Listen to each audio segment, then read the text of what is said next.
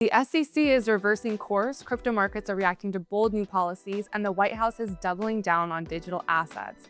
What does it all mean for investors, regulators, and the future of crypto? Let's dive in. The Securities and Exchange Commission has signaled a new approach to crypto by either closing or pausing multiple investigations into crypto firms.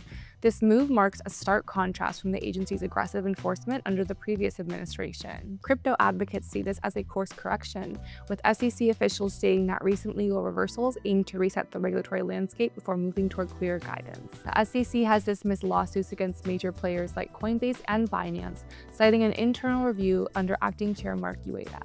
Industry leaders view this as a step toward ending what they call regulation by enforcement. However, critics argue these dismissals reflect the crypto industry's political influence after spending hundreds of millions on election campaigns. They highlight the SEC's dropped case against Coinbase, which previously accused the platform of operating as an unregistered broker. Consumer advocacy groups warn that reduced oversight could lead to unchecked financial misconduct. Still, officials maintain that new units like the SEC's Cyber and Emerging Technologies Unit will continue to monitor fraud and market integrity. Trump announced on Sunday a proposed U.S. crypto strategic reserve, which sent the market soaring, specifically the named assets planned for the reserve. The plan would have the government acquiring and holding a range of digital assets, including Bitcoin, Ethereum, XRP, Solana, and Cardano. Trump has positioned himself as a champion of the crypto industry, a stance that contrasts sharply with his earlier skepticism in his previous administration. Bitcoin experienced a dramatic price surge on Sunday, briefly spiking by $10,000 to $95,000, one of the largest upward movements in a single day in Bitcoin's 16-year history. That historic upward price action was quickly followed by one of Bitcoin's largest single-day drops in dollar terms,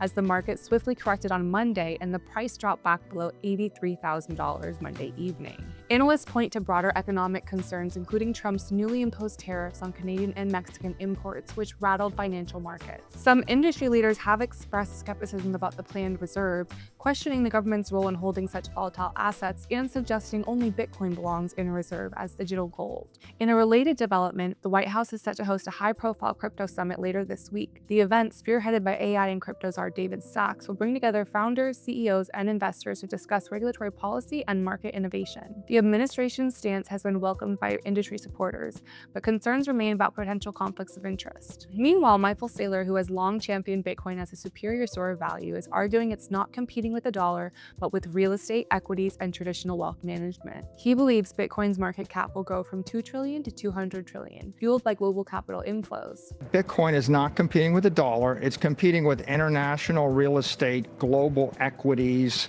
expensive money managers on Wall Street, and any long-range investment that somebody makes.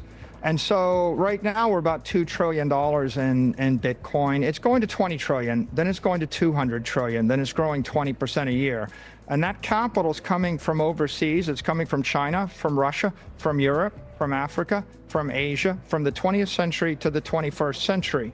So what's compelling about it is if the United States takes a position in the emerging crypto economy, if it buys up 10, 20% of the Bitcoin network, we're going to pay off the national debt. And so why wouldn't that be in the interest of the United States?